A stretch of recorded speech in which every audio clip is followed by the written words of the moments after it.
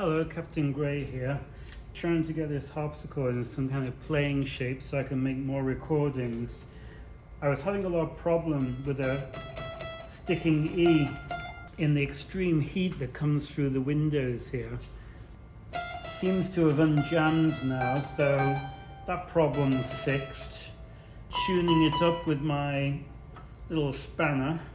I'm just using a simple Korg tuner, not doing any kind of fancy Baroque tuning.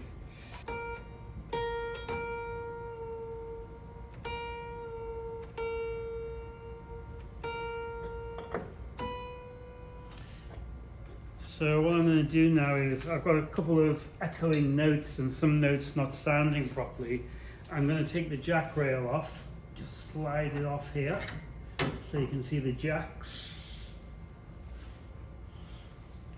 As you press a note, the jack jumps up, plucks the string, and then because the jack is on a wooden pivot with a sort of spring on it, it slides down without resounding the note, and then this felt on top damps the string so it doesn't ring out.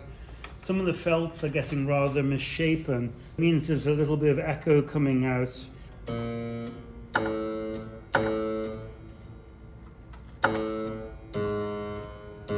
This one, for instance, what I'm going to do is I'm just going to adjust the felt slightly as it's getting quite misshapen, and then that should, yeah, that damps the string then quickly. Well, one thing, you can really see the usefulness of the jack rail, because if you try to play without the jack rail, the jacks will jump out of their holes and sort of spring out. You can see them sticking up. I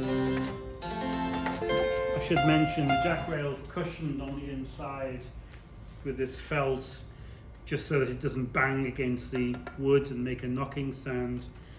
But next I'm going to replace a couple of the actual jack pluckers because the note's not quite sounding.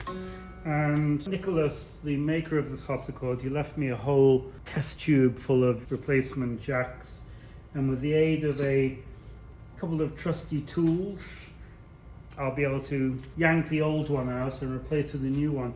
The problem I always get is I either over trim or don't trim enough. If it's too long, the note won't fall back down once it's sounded. The main 8-foot sound, and then there's an upper 8-foot for contrast, a more nasal, lighter quality.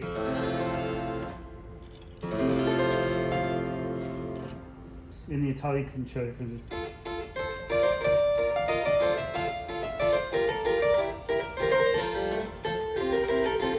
So accompaniment and solo melody. There's also the bus stop that slides little rubber stoppers against the string, a more spindly sound.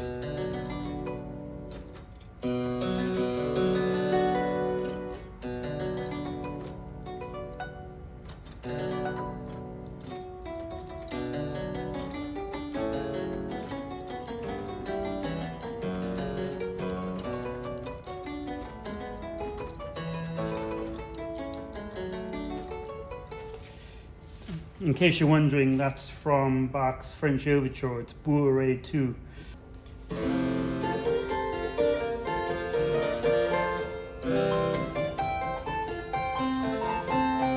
There's a lot needs doing to it, and I have to do everything myself as best I can. What I'm going to do now is place a couple of the pluckers, the jacks, and hope that I can make some new music videos soon. Till then, thanks for tuning in.